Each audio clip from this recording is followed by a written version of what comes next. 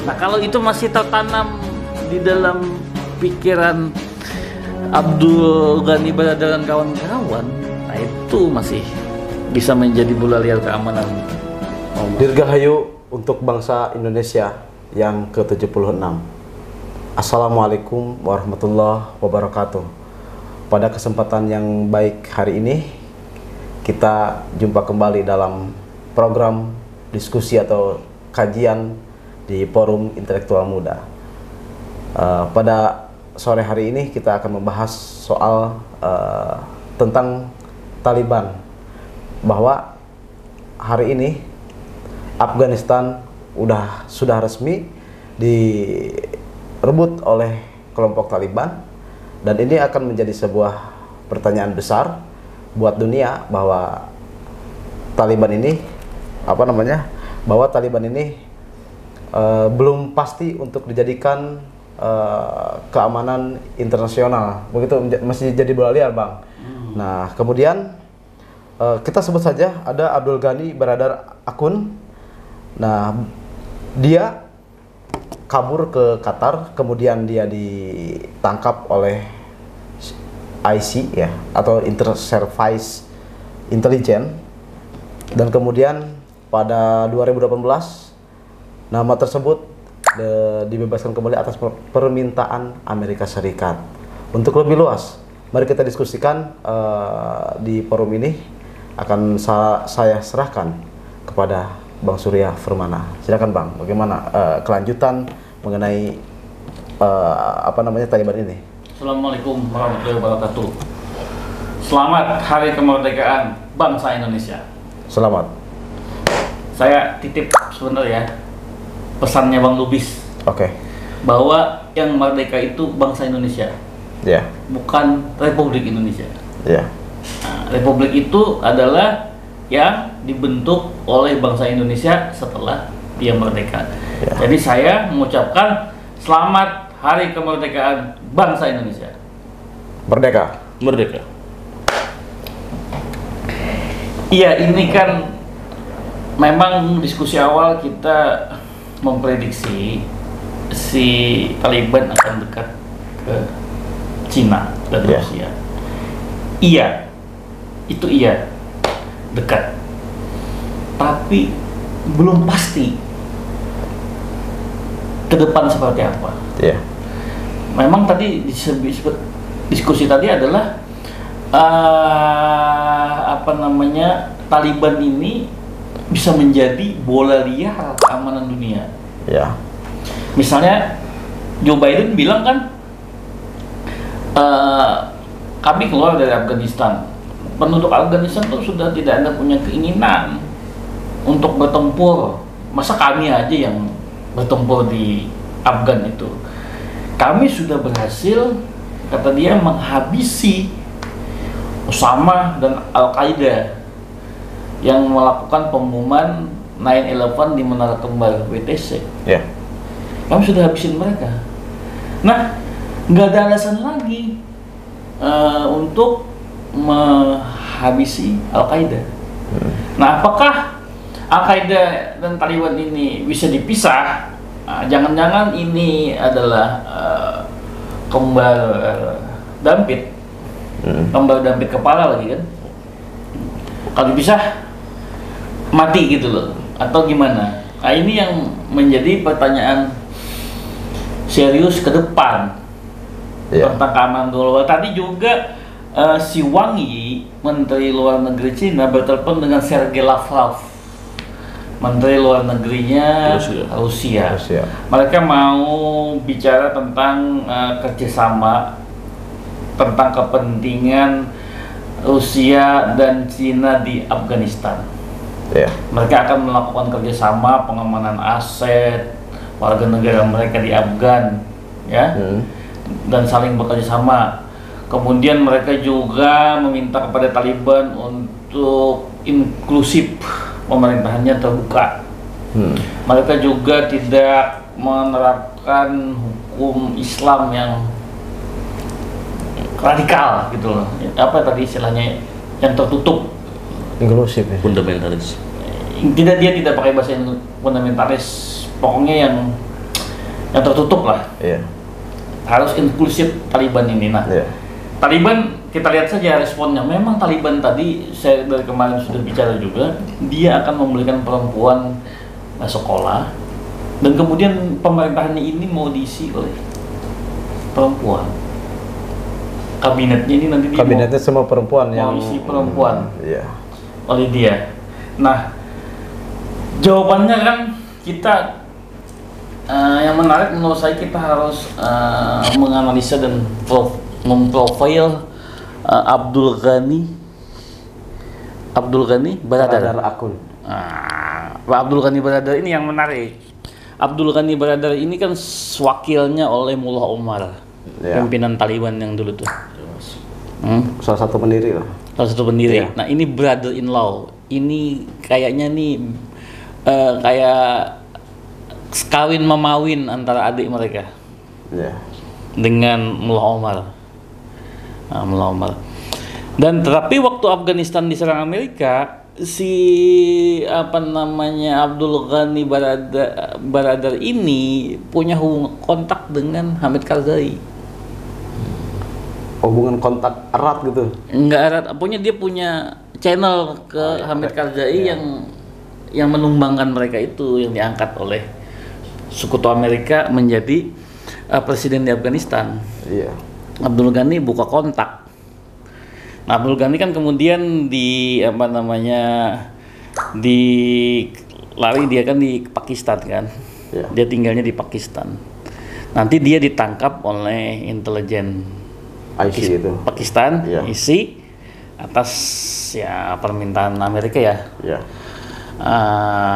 Tapi di situ ISI main ganda. Sama CIA itu. Bukan main ganda, dia punya strategi yang agak biasalah, tricky lah. Iya. Dia lihat si Abdul Ghani Baradar ini mau mengadakan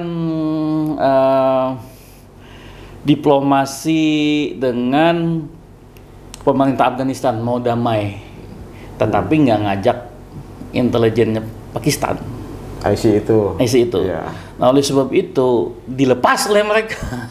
Si ini Mulos apa namanya, si Abdul Ghani ini. Abdul Ghani Gara-gara diajak lah, sakit hati lah. Ya. Iya, nggak ikut dia, ditangkap. Nah, jadi dia dapat di hadapan Amerika, kita koncol bos, gua kasih tahu tempat Abdul Ghani nih.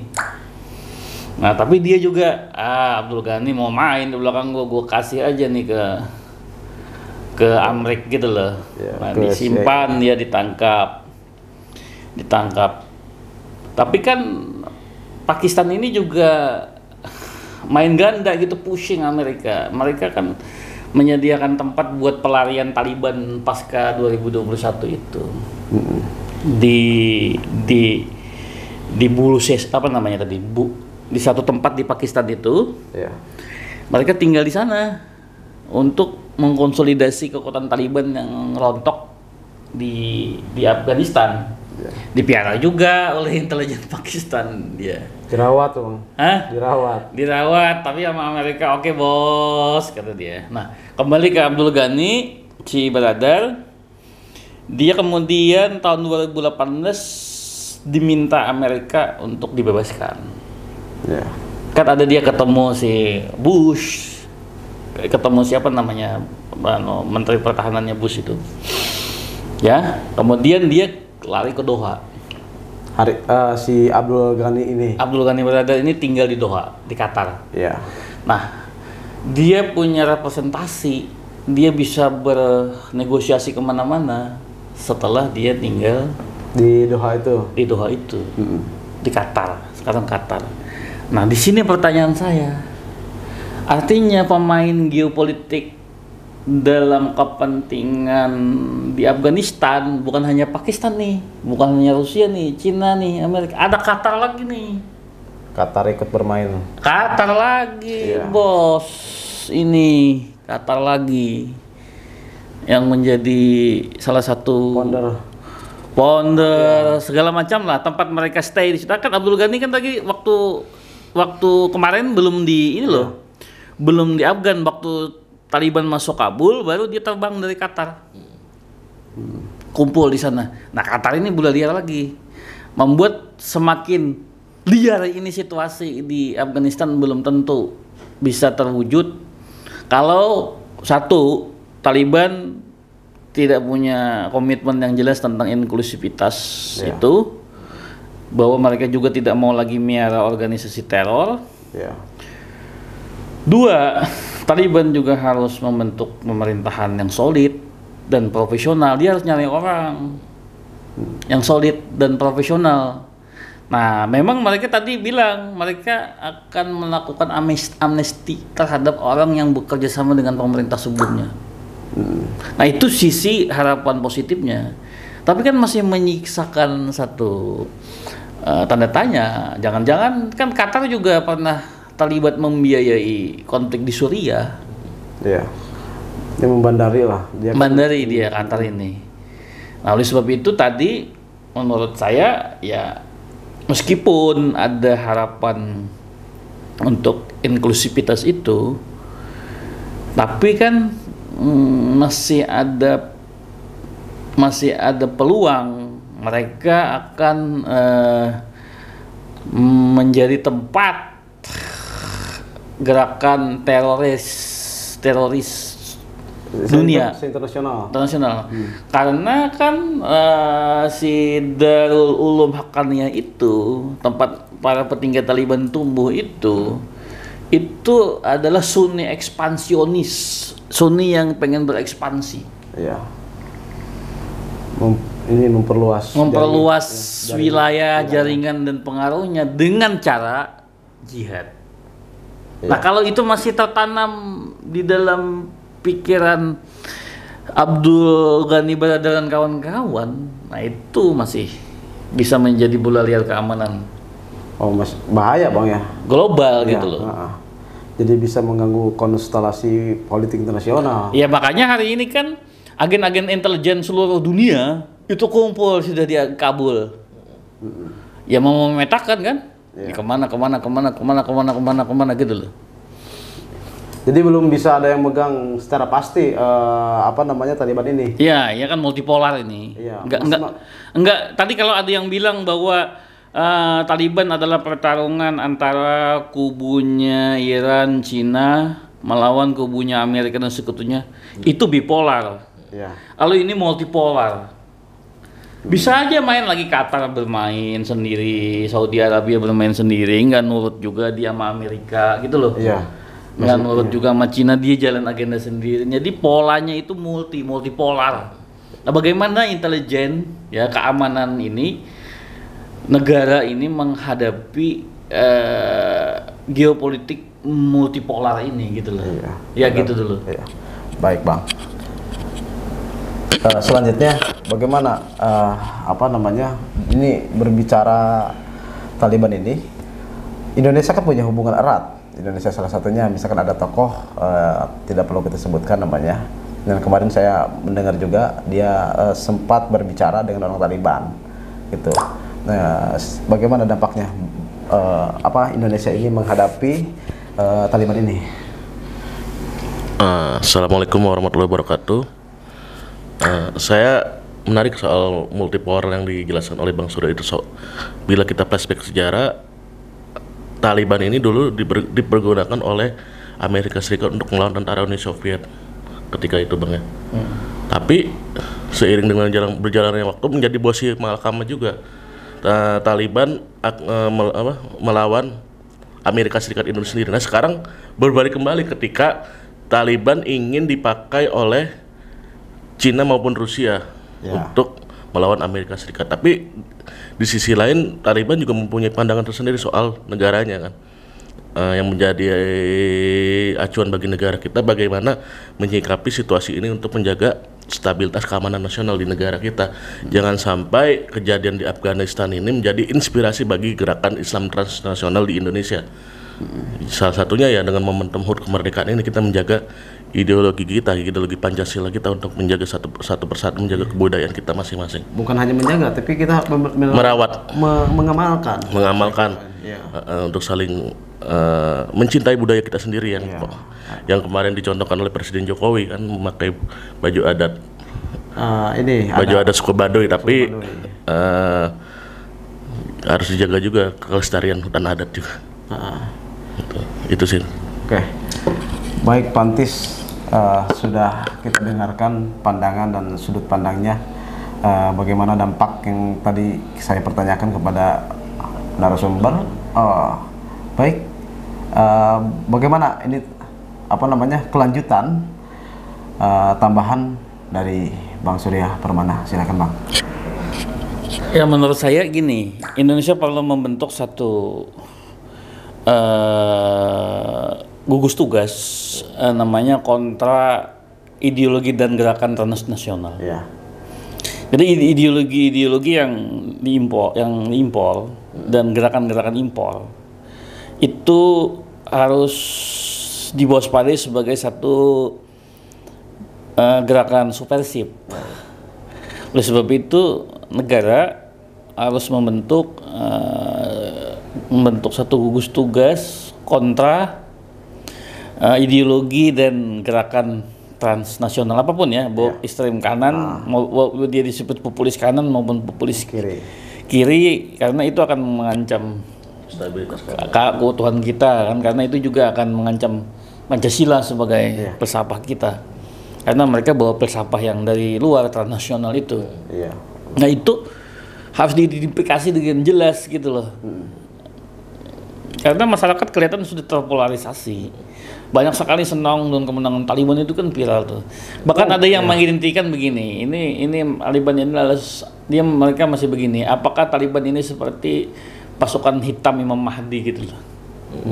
Nah kita tunggu dulu kata mereka, apakah dia jujur, ikhlas, nggak serakah. Tapi dalam benak orang-orang transnasional ini, ya tentu ini bukan ajaran Inu dan Muhammadiyah yang menggambarkan pasukan hitam Imam Mahdi begini. Lepas pasti ini transnasional. Dulu ISIS juga di situ disebut. Ya awal-awal karena dia cirinya itu hitam gitu loh. Itu pasukannya Imam Mahdi, gagal lagi ISIS, diharapkan lagi kepada Taliban. Itu yang namanya ini kan begitulah. Keinginan apokaliptik ini. Ini negara harus membentuk itu. Saya kira ini belum terlalu jelas apa yang dilakukan negara terhadap ancaman ideologi dan gerakan internasional ini ya. Iya. Baik. Telah kita dengar tadi bahwasannya kita menghadapi krisis bukan krisis sih, ancaman keamanan internasional. Salah satunya sikap Indonesia ini belum ada kejelasan dari pemerintah itu sendiri. Maka tadi masukan dari Bang Surya, kita khususnya bangsa Indonesia, khususnya pemerintah yang menangani di bidang hal itu harus segera membentuk gugus tugas agar bisa meminimalisir gerakan-gerakan yang memang ini cukup berbahaya, entah itu tadi yang disebutkan Islam kiri atau Islam kanan. Saya Ruslan Effendi menegaskan dan mengajak kepada segenap warga masyarakat yang ada di Indonesia agar kita tetap selalu bersatu, berpegang teguh dan bergotong royong. Pamit. Assalamualaikum warahmatullahi wabarakatuh.